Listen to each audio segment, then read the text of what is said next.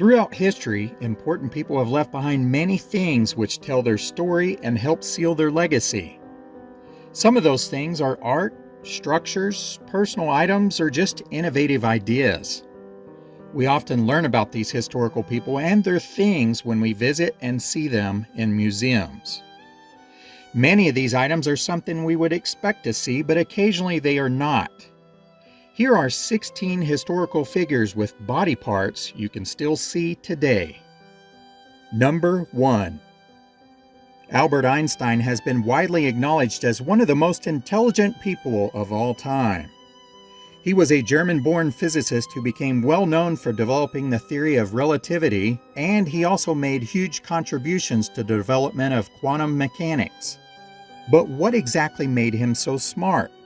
Researchers intended to find out by dissecting his brain and examining slices on microscopes with the hopes of learning more. Some of these slides can be seen at the Motor Museum in Philadelphia, Pennsylvania. I think we can all see that Einstein's brain was very good at division. Number 2.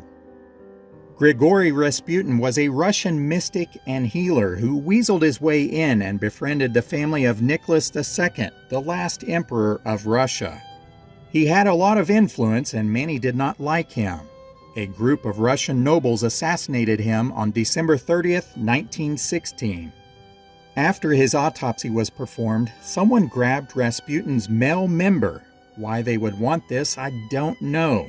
Visitors can see the 13-inch long appendage, which is believed to be Rasputin's member, at the Mozart Museum of Eroticism in St. Petersburg, Russia.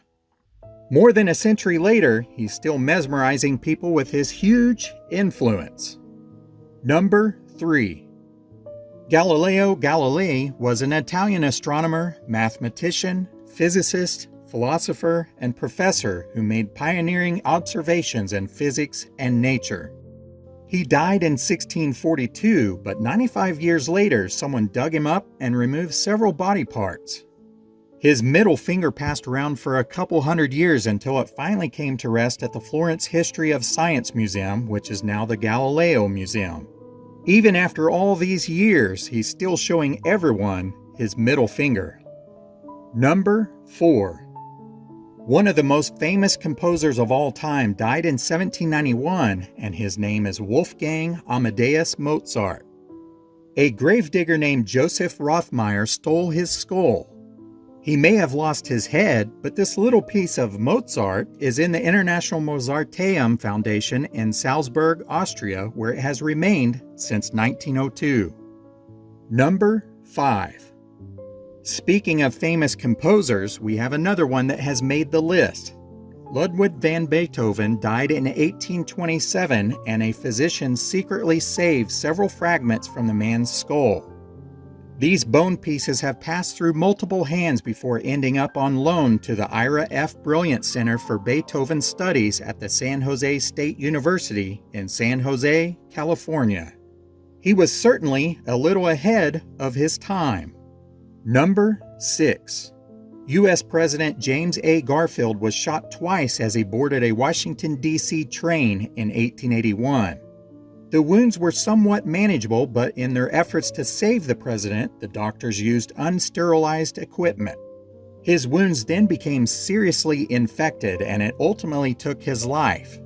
An autopsy was then performed, and a section of Garfield's spine was removed by the doctors. I guess you can say the National Museum of Health and Medicine in Silver Spring, Maryland certainly has his back now. Number 7. The attempted assassination of President Garfield was carried out by a shooter named Charles Guiteau.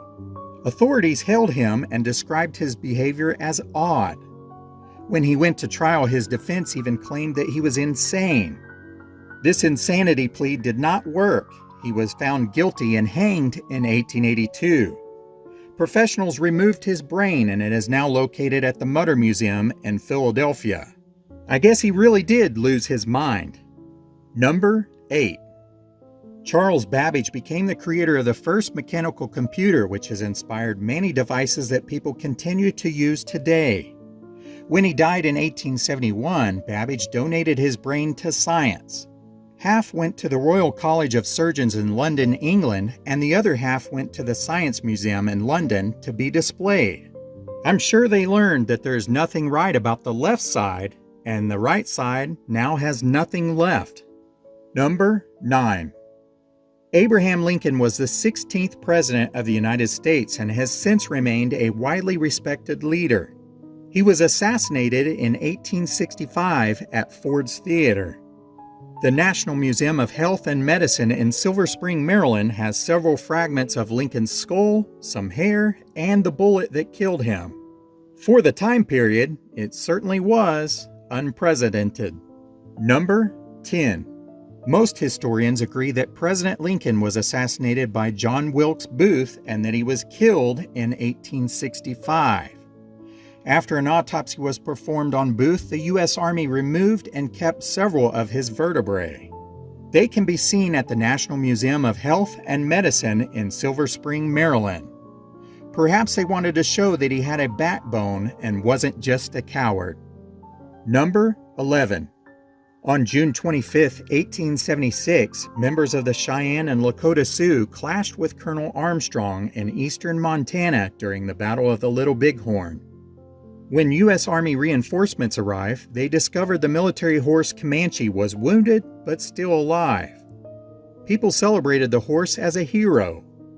When Comanche passed in 1890, taxidermists from the University of Kansas Natural History Museum stuffed his remains and displayed him in their collection. Boy, talk about a lot of horsepower. Number 12. In 1893, U.S. President Grover Cleveland was in his second term of office. A team of surgeons performed a secret operation to remove an oral tumor that he had.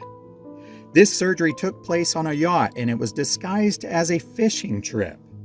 This little blob in a glass tube can be seen at Philadelphia's College of Physicians Mutter Museum. You will definitely need a fine sense of tumor in order to know what you're looking at. Number 13.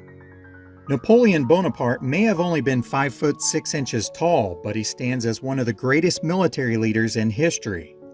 His little member is being kept by a private owner named Evan Latimer.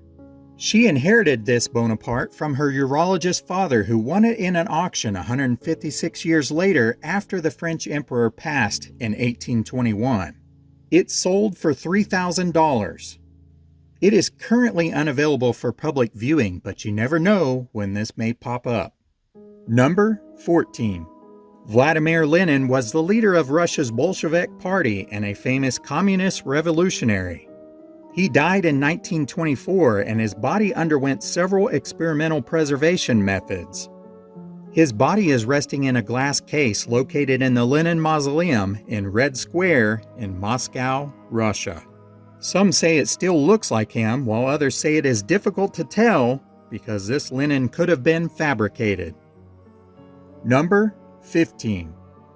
When the philosopher Jeremy Bentham died in 1832, he had wishes of having his skeleton dressed up and his head preserved. He wanted it on display with a sign reading Auto Icon. But there was a little problem. The embalmers accidentally disfigured his head, but they replaced it with a wax version. It currently sits on display in a specially made cabinet at the University College London, England.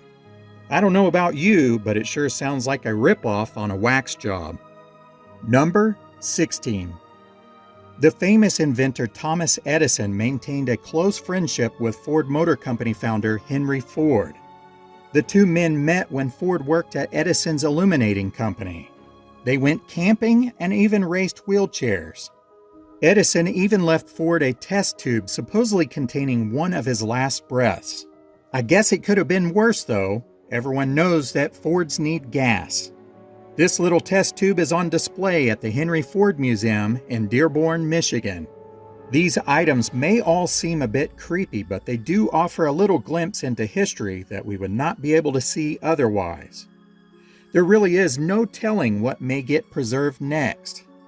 Thanks for watching, and we'll see you all next time.